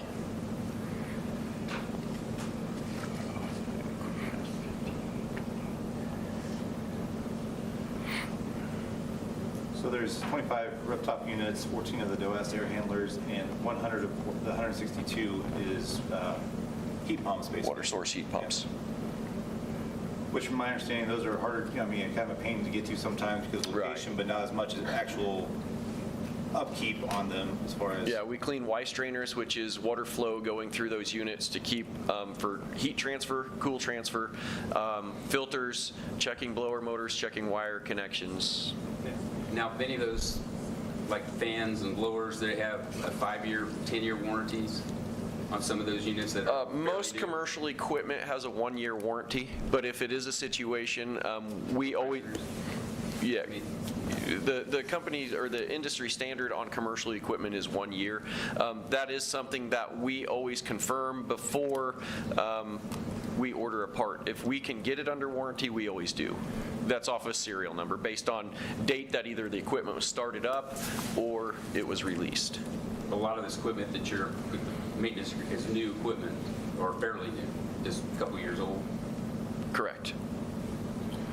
I guess as far as monitoring, like, do you guys monitor this all remotely and have? Yes, we are set up through the control system which was installed by BCS, and we have 3 of our technicians that get email alerts, and they are broke down off of I don't know, the importance. Now, there are the controls, BCS. Do we have a service agreement with them? So that's a question I can't answer. Yeah, we pay hourly. And so- for any support for them. And then they come from Wichita, right? Correct. They do some of it remote. If they have to come on site, they're coming from. So we have a contract, or is this part of a warranty from using their controls? So we've, I mean, as stuff is coming out of warranty, they've had conversation with us about setting up, considering service agreement, but we, right now, there's still been enough in warranty that we haven't brought to you a service agreement for them. It's just continuing to pay if there is repair or services they have to do as hourly. So I just have a scenario. So if there's no air conditioning in the gym at Hayes Middle School, the new Hayes Middle School, does Tom have the ability to get it on, or does it have to go to Glassman, or do we have to call Wichita to have them go through their service and take care of it? It's going to depend on what the issue is. But it's going to go to our buildings and grounds, and then they determine what needs to happen. If they don't have the ability to do anything, then they'll probably contact BCS or Glassman. Correct. I don't know. You talking turn it on, or you talking if it's a Well, I'm problem? just saying there's not, like, this is a situation that's happened. It was a weekend, and it wasn't school in session, but where there was a Some of that basketball could, games going right, on. some of that could be due just to a scheduling conflict, and then whoever does the schedule can go in and look at that to make sure that it's occupied. You know, sometimes some of those schedules get missed where it needs to be on for a event that's going on. I'm not sure who does, do you know who does your guys' scheduling? All through the scheduling, I mean, we haven't. That can't happen now. That can't happen now. We have people on staff that will Well, be it able could to happen. do If that. somebody didn't put in an event, yes, it could happen. I mean, anything could happen. Jeff could get sick and forget to put it in. But there are multiple people in-house that can go log into the system. We can override it. Turning it on, yeah, we can take care of it. To override it It's all all. handled through our event planning platform. So if there's an event, Bruce puts it in, it gets scheduled to run, and I can take care of it. I think you're at, if something's broke, who's going to fix it? Well, No, it's no. going to depend on what's broke. A few moons ago, there was times when we had to wait to contact Wichita to turn on, Yeah, that is. Those days are gone. Yeah, again, if something was broken, yes, we're going to have to go to Glassman or we're going to have to go to BCS. But if it's breaking, I mean, everything's Yeah, working I got fine, it. and somebody just misscheduling it, we've got multiple people. Good. involved. And we work hand in hand with BCS on that stuff. So say it's a situation, Rusty calls or we catch it, we usually communicate with either Rusty or Aaron and say, hey, we're seeing these alarms. Are you having problems? Have you complained? Because sometimes we do get some alarms that aren't always legitimate, but for the most part they are. So we communicate with them, and a lot of times, like we said, we work hand in hand with BCS. So Rusty will say, hey, go see what you guys can figure out, communicate with BCS, and then a lot of times we'll work with BCS to get the issue resolved. So they don't have to come out here. So Chris, what has changed that when we hire licensed plumbers and electricians, are they not able to take care of the changing the filter? I mean, we're paying for them, we're hiring them a lot of money to come out and change the filter for, I know there's a little bit more to check them, but this is new equipment. We shouldn't have issues. It shouldn't be a problem. We shouldn't have very much maintenance, but we're paying a high hefty fee to have a service agreement on new equipment. That, I mean, our people can't do it and just pay the hourly rate, because it'd be a lot less than $100,000. And is this a multi-year agreement? It's 5 years? So what we did on the ones that we are proposing right now, we put them from January 1st of 26 to December 31st of 29, and all the contracts, or not contracts, all the service agreements that we have with the school district would all expire at the same time. Okay, but it's February, so we've already lost a month, so 1/12. Right, but there's not any maintenance that's done in January. Your first one for the year would be spring. Your second one would be winter, fall of 26. So you're not. So we're paying for coverage that was not really needed for that time. But they wouldn't have done anything anyhow. Up to this point.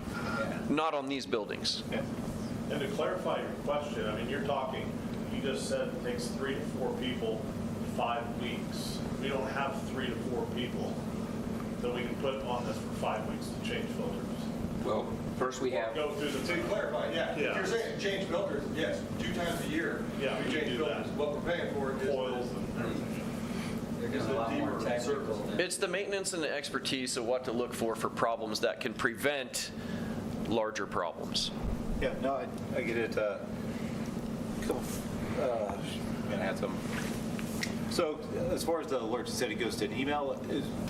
If there's like something emergent, do you guys get notified in the middle of the night to? Yes. Okay, so. When we were having, just give you an example, when we were having boiler issues over at Roosevelt, the very first boiler failure that we had, I got those alarms at 2:30 in the morning, and I had guys within there in 45 minutes. That was going to have the whole building cold when they came to school that next morning, Yeah. That's why it's. including myself. I was there. That's why it's so nice to have you local and expertise. We're not worried about the Wichita, and I've heard from the board over the prior 4 years when I was here and back on the board now.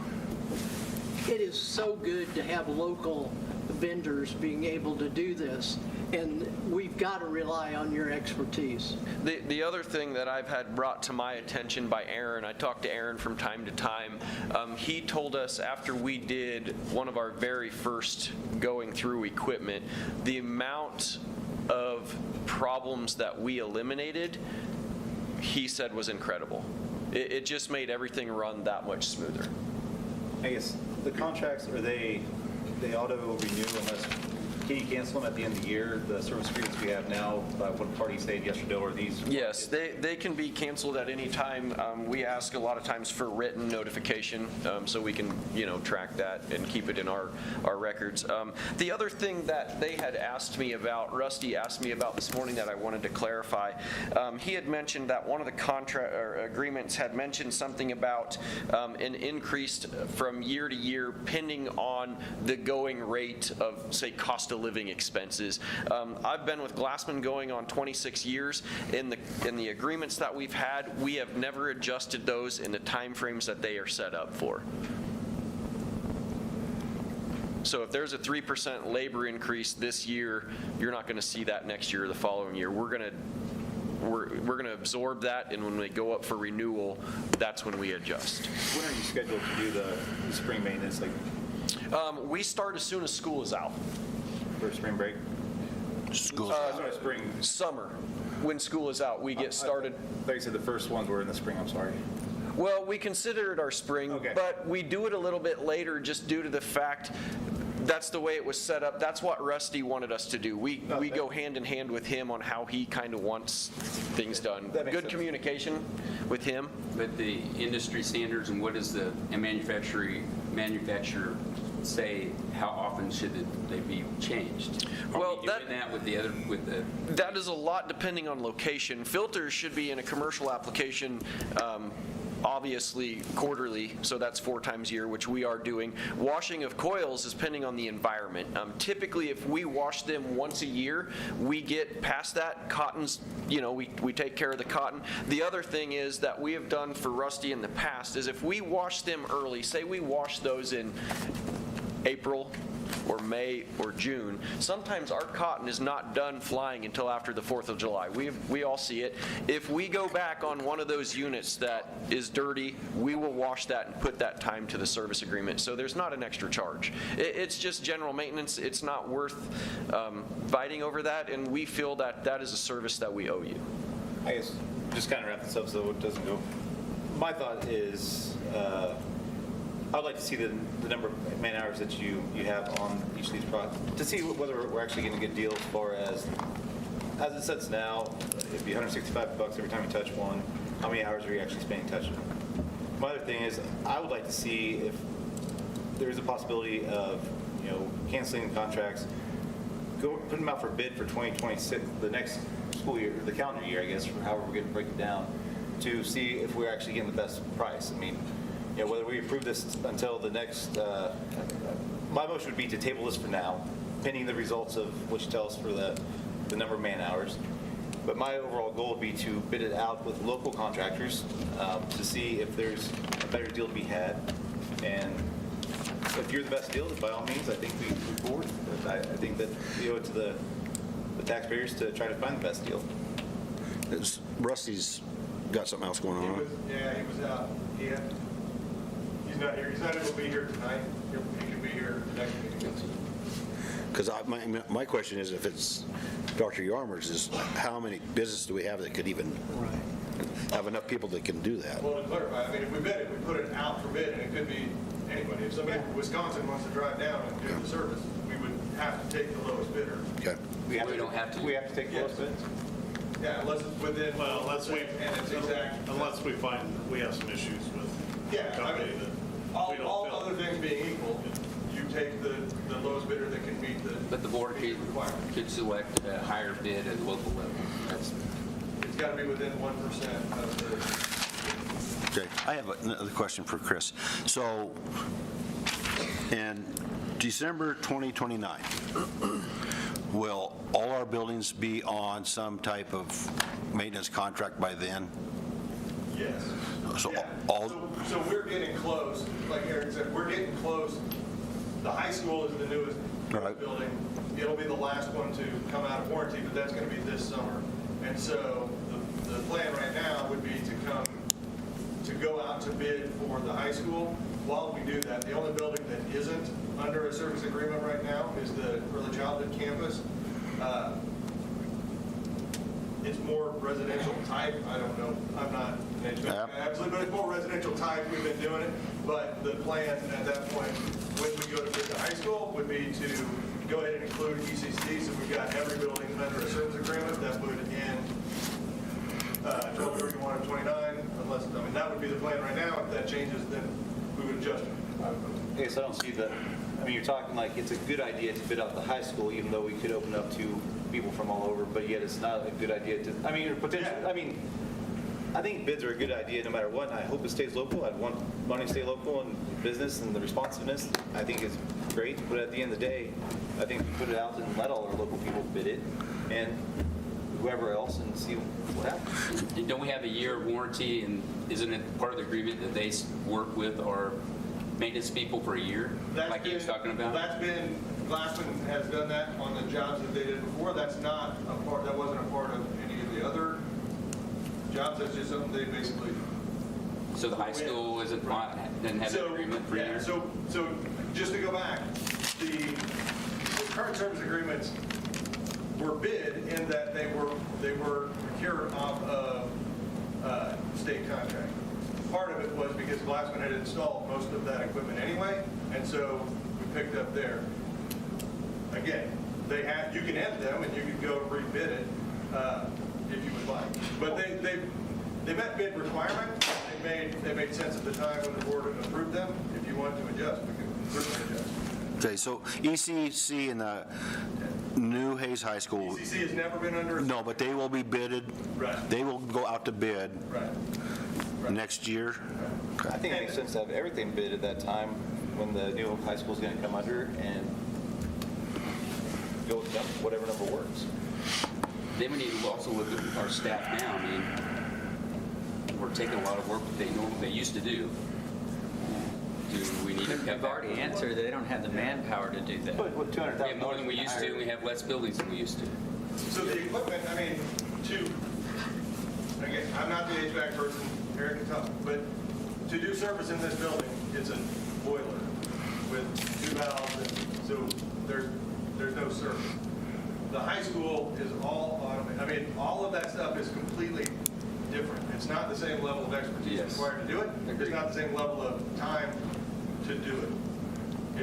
It's not something that our staff would be able to complete, and Rusty can talk more, this question about like what do they do? We'll have to talk about that, but to accomplish what you're doing here, you would add a significant number of FTE, or you contract with an expert to do it, one of the two. And whether we take it out. Or we hire somebody that can do it. Or we hire somebody in staff that can do it. But When you talk but about, I think the problem, The man hours, I think. yeah, the problem gets to be if we're hiring them and it takes 4 to 5 people to do it in 5 weeks, we're not going to have 4 to 5 people. We're going to have one person, and they're not going to get it done in a timely fashion. Well, the way I had it figured out, at the, Big maintenance crew. so at the proposed $153,000 that it was going to be with the Laughlin, if you divide it by that, by the $125 per hour, that'd be 1,227 man hours, that we could pay for at your hourly rate. which equates to 40-hour work week, 30 of them throughout the year, based off of paying the $125 an hour. Now I know there's other added costs to have an employee with benefits and that sort of stuff, but heck, you can you can hire a HVAC guy, $80,000 to $100,000 somewhere in there. You get to I think that we should look at other potential. Look at Alan's thought about maybe hiring somebody, or at least bid it out to all the local people and whoever else wants to see what the best deal is. So I move to table this until we can talk to Rusty, see what we're capable of doing, in addition to getting numbers as far as man hours spent through Glassman. Second.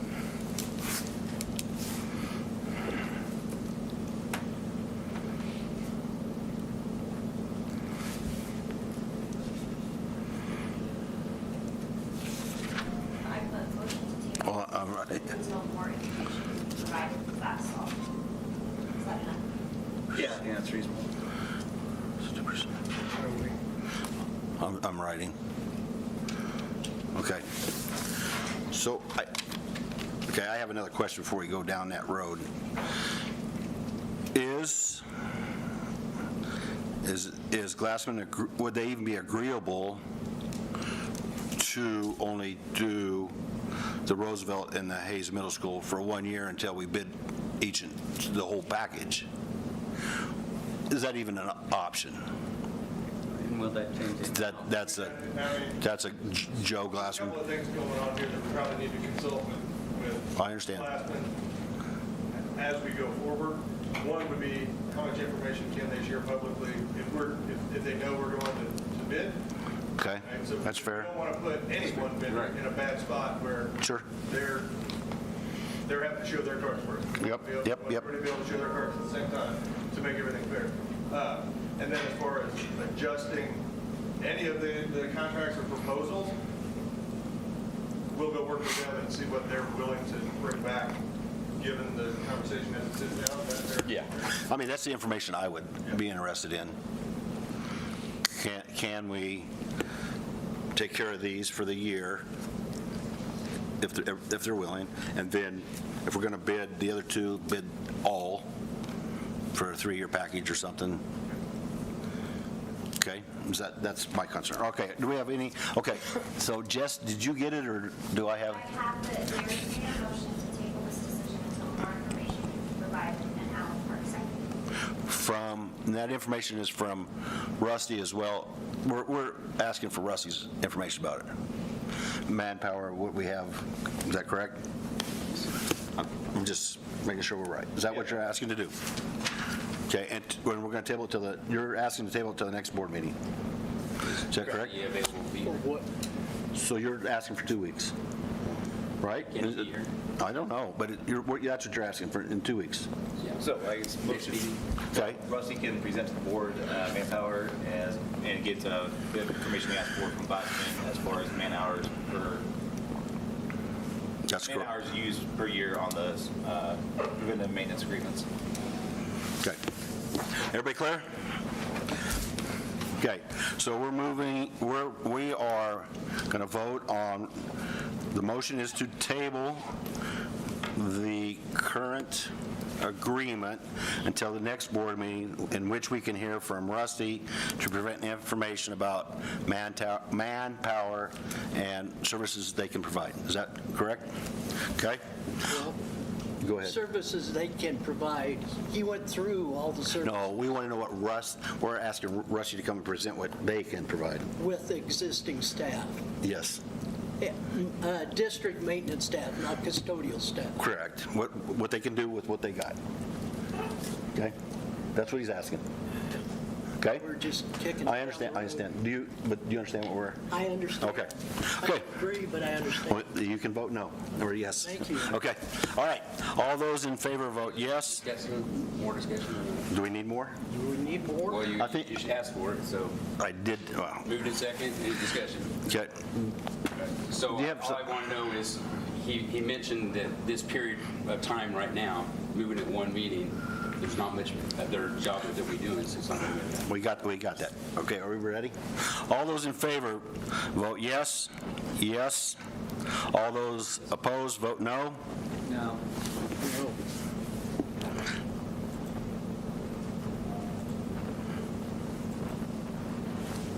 The motion carries. Passes 3-2. Does not carry. You need Oh, okay. It's got to be 4. so it Okay, pass. all right, fair enough. I'm sorry. Just counting bodies.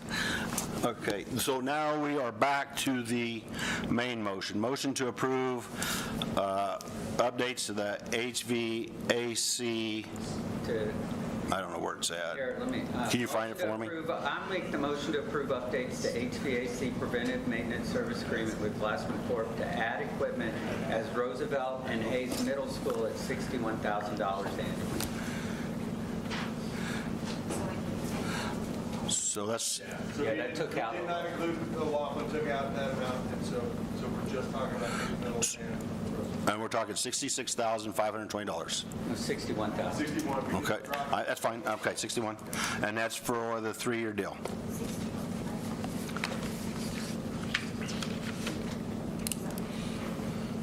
Chris, that's till 2029? Yes, through December 31st, 2029. Okay. All right, Yeah, I made the motion. Ken did. Do we have a second?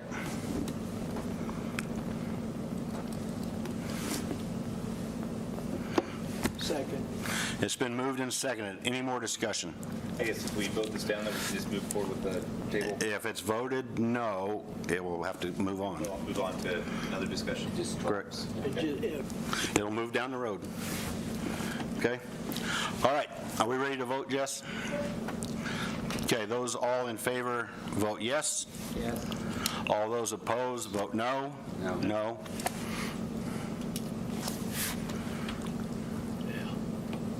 I lost it.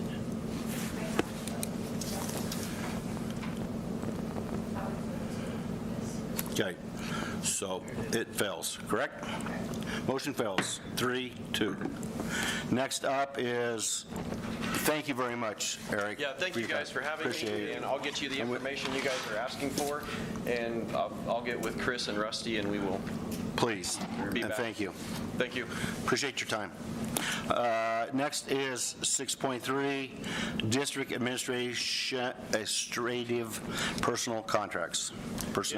This is your recommendation to extend district administrative personnel contract extensions for an additional year for 2027-28 school year.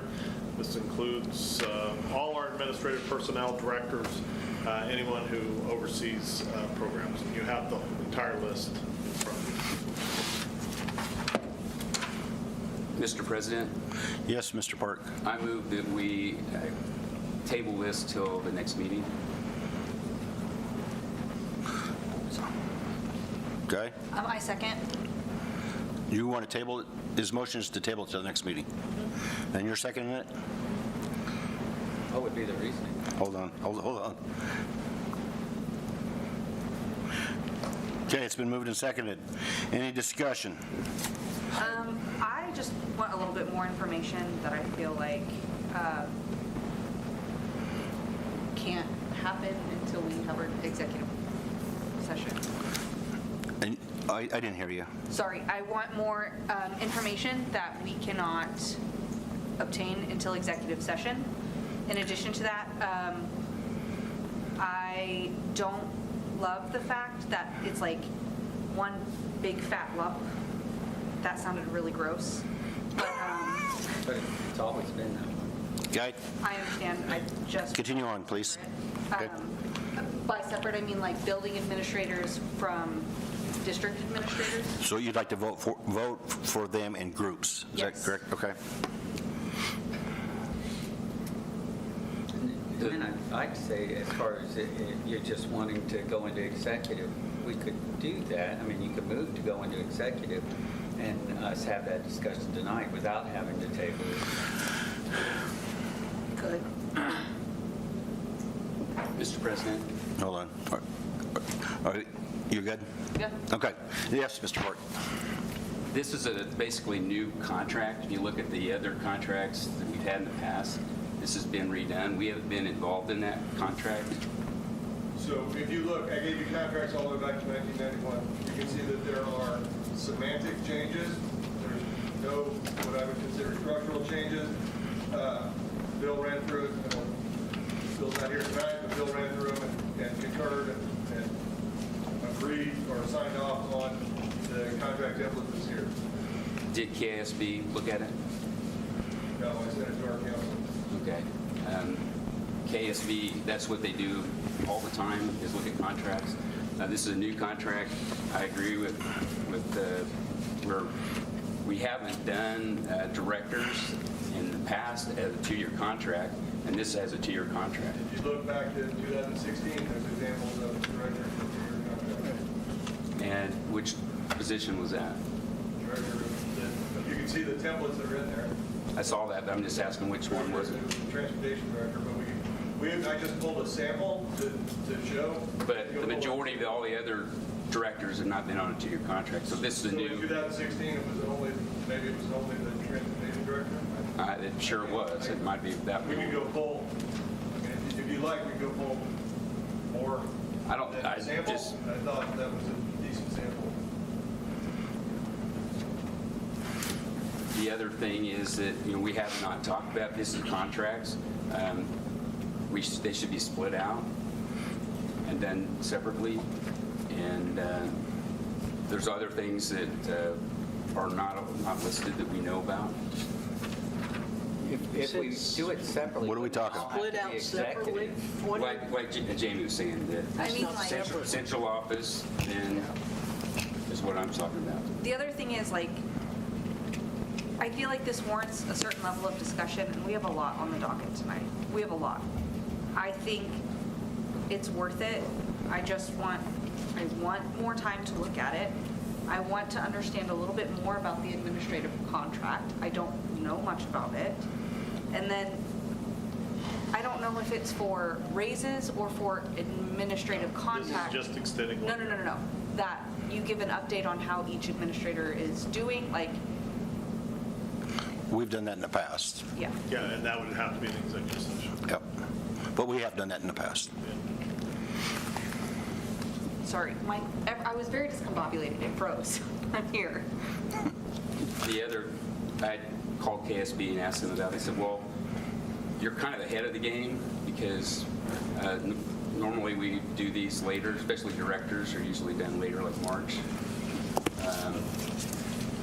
Everyone is on a 2-year contract now, except I didn't know that the directors were, but we don't normally have non-classified staff on 2-year contracts. Normally, I didn't know about the transportation one, but that, Okay, so we would like them, so the discussion is superintendents in a group, school principals in a group, directors in a group. Is that what I'm hearing? Yeah. That's what we'd like to see is being discussed. I guess, as far as the documents on here, the contract, when were those added? Because I thought I looked at this Saturday morning, and I did not see that those were listed out, the contracts. Were they already uploaded at that time? Okay. I also had issues opening the second document earlier today. It only let me see page 1, and I did not realize there were 8 pages. Well, it kind of struck me, I didn't get a chance to look through it all today because I glanced Saturday, I did not see these. And I don't know if it opens up differently between Apple versus, because I looked at it on, I don't know. That's fair. Mr. President, can I say something on behalf of the public? As a member of the Yes, public, go ahead. I would object to you guys going into an executive session unless you are only specifically talking about specific people. If you're talking about groups of people, that has to be done in public. Yes. Yep. Just so we're clear, we Yep. do understand that. Executive session is not about the group. It's about each individual within the group. It's about an individual, but I do believe the response to that individual is important to take note into if we choose to extend a contract to an administrator. Okay. Does that make sense? Yeah, I understand. Yep. So, yeah. so do we. Thank you. And like I was telling Jamie in the past, the discussion from Mr. Wilson has been about each individual in executive session. That's what we've done. Okay, anything else? I would agree to table this till we get the full board for the discussion. Fair enough. Okay. So, we good?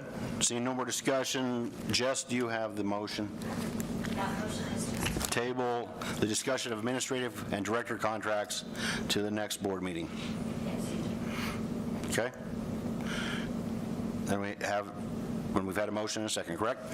We shall call the vote. All those in favor vote yes. Yes. Yes. All those opposed, no. Passes 5-1. Okay, next is 6.4, Hayes Middle School kitchen. Yeah, you just have a bid,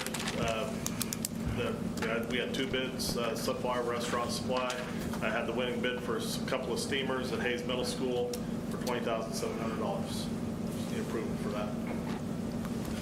Okay, I make a motion to accept the bid for steamers at Hayes Middle School from Sunflower Restaurant Supply for $20,700 as presented.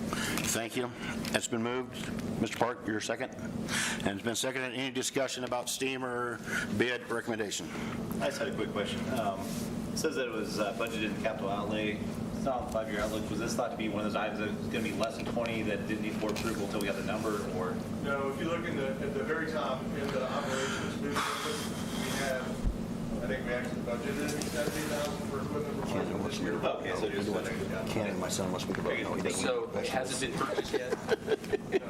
And so all the restaurant equipment we have in Purple Wave, that's all just surplus? Okay, but they're not a steamer for what we're talking about, though. All right, any other discussion? Okay, seeing no other discussion, we shall call for the vote. All those in favor vote yes. Yes. All those opposed, no. Passes 6-0. Next up is 6.5, school bus purchase, yellow activity bus. Russ is here. All right. Good evening. Good evening, Russ. At the last board meeting, Mr. Hipp had put in your packet kind of a snapshot or working document of all the school buses and activity buses with a replacement time for every bus that we have. So I did not include that tonight since you had it last board meeting. And then he mentioned that I would come to the board meeting tonight to talk about purchasing and seeing another school bus. I did have $350,000 budgeted this year for school buses. I was trying to get 2 school buses. In October is when the new Kansas State bus purchasing has the new pricing. So in October, I went in and filled out the form for 2 buses. And I was about $30,000 over budget for 2 buses. So visiting with Chris, we decided that we would purchase 1 school bus this year and have the balance of that money be used somewhere else in the district. So with that, we're constantly reviewing our buses, what repairs we're putting into them, and then adjusting our 5-year purchasing plan. As our buses get older, our repairs go up, our reliability and safety does go down. So when I say this fiscal year, I'm talking starting July of 2026. And the reason we do that is because if we agree to purchase a bus tonight, it takes over 6 months to get a bus. So once it comes in, it's on that new fiscal school year. So we're kind of doing it ahead of time, but since it takes so long to get a school bus, and we've done that for several years now. The next thing is that bus vendors are telling us that we get into March, after March sometime, that the prices could go up because of all the tariffs that have been involved here the last few years. The market's too unstable, so after March, that price could go up a little bit. So that's another reason trying to come in and get our price locked in right now. The next thing I talk about is the 3 slides you guys have in your packet. I think everybody here has seen those slides before. The one that says retirement year talks about what buses we have, the mileage we put them on a year. So does anybody have any questions on that slide? That's the first one, correct? I'm sorry? It's the first one. Yes. No. When you retire a bus, is it year and mileage, or? Retirement is, you can't have a bus over 25 years old, a school bus. So it automatically retires? You have to get rid of it at 25 years. Put too many miles on it? No, it doesn't, the miles doesn't matter anything. It's just your recommendation if it breaks down? Yeah, it goes off the title date, manufacturer date, actual manufacturer date. Okay. Thank you. Okay, the next slide I have is the 5-year plan for transportation. That's a working document. We look at that depending what buses we're having issues with, but so I kind of break it down in the next 5 years, what we're looking at for buses. So this year, we're looking at, they call it a yellow activity school bus for $234,604. And after that, it's some estimating of pricing and what buses we're looking at rotating out each year after that. So the yellow activity bus for 2027, 2028 is the one we've moved down? No, we actually Was it the moved wheelchair bus? a route bus down a couple of years. Oh, you moved it down a couple? Yeah, we moved a route, going with the yellow activity bus, and we're a route bus, I'm moving it down a couple of years. Yes. Okay, the next form is just the, what we're looking at for a yellow activity school bus. When I say yellow activity school bus, that's the longer yellow buses. It's got the flat nose, and we dress them up a little bit on the inside. We put interior storage underneath or inside, and then we add charging ports for their phones and computers. They have lights and air conditioning kind of like, above them. So we dress it up a little bit to give them some comfort doing homework or doing things while they're going down the road. So that's, and it's a backup route bus. We use this bus a lot for middle school sports, some for high school sports, and a lot for elementary field trips and around town and stuff when we're taking, we go to Roosevelt, we're taking 600 kids somewhere. We need those bigger buses to do that. So, and it's also considered a backup route bus for us if we need it to. So it's got the stop arm and everything. So it's got some, variety of uses we can use that bus for. And we got 3 of them that we use right now. So I'm looking at replacing one of the same bus, and then when it comes in, then we would sell it on Purple Wave. So like I said, what we're looking at tonight is the lowest bid of Kansas Truck, $234,604. The other bus quote was from Midwest Bus Sales, and obviously they're a little bit more. And so we got an activity bus going out then, or we're just adding to the When fleet? this one comes in, Then we're gonna- 7-8 months down the road, once we get it serviced, then I'll surplus the other one on Purple. Somebody's earmarked to go out. Yes, on that first sheet, it's the very top one. Okay. It's considered a bus 333. That's the one that will rotate out. Fair enough. How many vendors did you? I'm sorry? How many vendors did you solicit to get it? Well, this is on a Kansas State bus purchasing contract. There's really 3 manufacturers, and one of them doesn't produce a bus like this, so that's why there's 2 vendors on this. That's okay. Thank you. I'd like to make a motion to accept bid from Kansas Truck for $234,604 for a yellow activity school bus. Second. Yes, go ahead. No, go ahead. Using FY27 money. Fiscal year. So it'll be paid for next year's budget. Come in after July 26th. It'll come in. I understand what you're saying. Thank you. Next year's moolah. Okay, we're good? Okay. Seeing no more discussion, we shall vote. All those in favor vote yes. Yes. All those opposed, no. Passes 6-0. Thank you. Thank you very much, Russ. Next is 6.6, asbestos removal change order for Felton Elementary.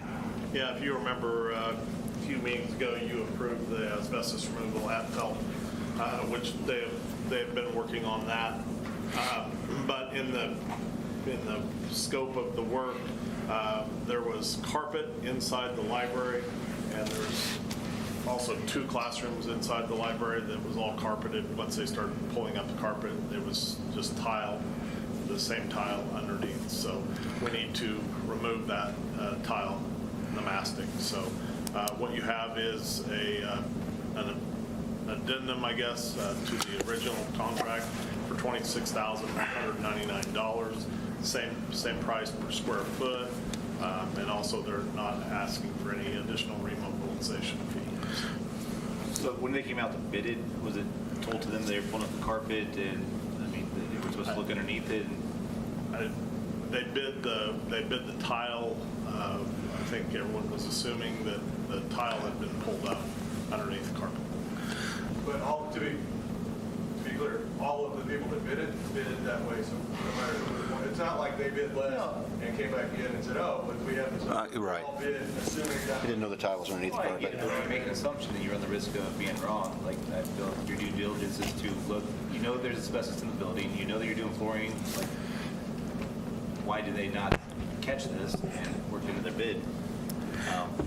I'm sure it's going to get passed, I just think that they should have to eat some of it for not doing their due diligence to look at it. Nobody caught it. So the due diligence was done because everybody missed it. No, everybody's They in looked at conflict, it. doesn't mean due diligence is done. But I think it was. We can't all be Dr. Yarner.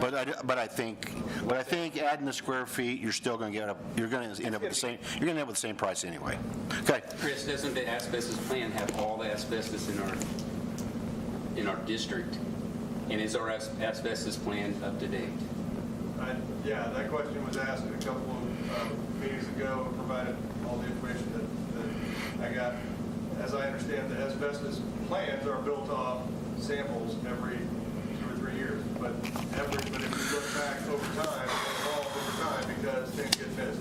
We didn't know that there was asbestos in the window glazing on this window, so then it gets added to the asbestos plan, things like that. So, But every building has all that listed in the asbestos plan.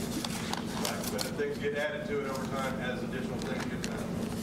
Actually, it shouldn't have any. We're pretty much thinned it all out. So it shouldn't be really any asbestos files anymore. After one more, so now that with this, we've made everything, it has to get tested one more time, and then assuming they don't find anything on that one more time, then the building is pretty clear, we never have to do any more testing in that. We're at the same boat as at the middle school now with the last round of abatement, assuming when it gets tested one more time that nothing else is found, we didn't miss one room, or miss one window, or miss one insulation leg, jack, whatever they call it, then it won't have to be tested. And those are the, Okay. I think there's a lot. I'll hold you to it. Yeah. So But we still have a Laughlin gym. Oh, yeah, that's right. That's why. Okay. That's really the last of the last. Any other, yes, Ms. Park? The tile is not asbestos, it's the mastic, is that correct? That is correct. Okay. So we don't have any friable asbestos. Okay. Anybody else have any other questions? I make a motion to approve a contract change order for the removal of asbestos tile for $26,199 from ISI Industrial Services. Thank you. Is there a second? Second. It's been moved and seconded. Any more discussion? Yes, is there a reason why this company wasn't bid on the other projects? They bid on all of the asbestos projects. ISI from Wichita has been? Okay. Okay, anybody else? I shall call the vote. All those in favor vote yes. Yes. Yes. All those opposed vote no.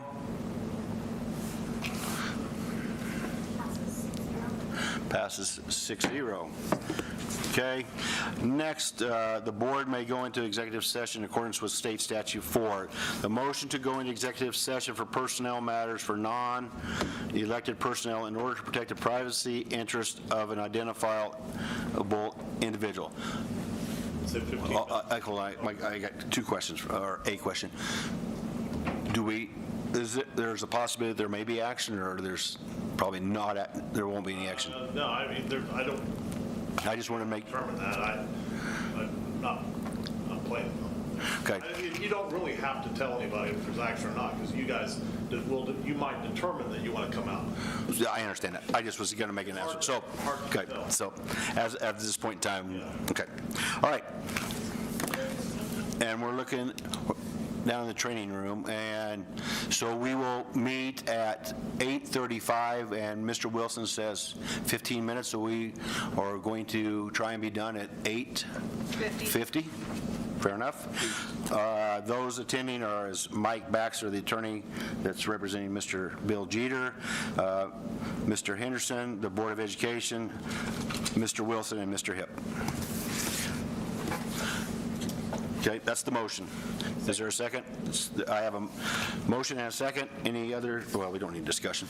All those in favor, vote. I'm sorry, I am so sorry. Board Attorney Superintendent Assistant Superintendent Sean All right. Mike Baxter, Sean Henderson, Board of Education, Ron Wilson, and Chris Hipp. and you're returning at 8:50. So we have a 5-minute. Who made the motion? I made the motion, seconded by, I didn't. yeah, Dr. Yarmer, sorry. Okay, we got, I apologize. Okay, all those in favor vote yes? Yes. Yes. All those opposed vote no. Passes 6-0. Okay.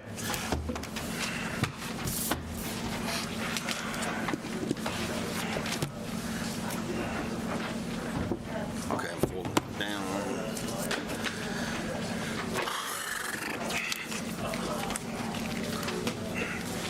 Who said 45 minutes? Gets owes me $100. Yeah, right. $100 and a fancy dinner.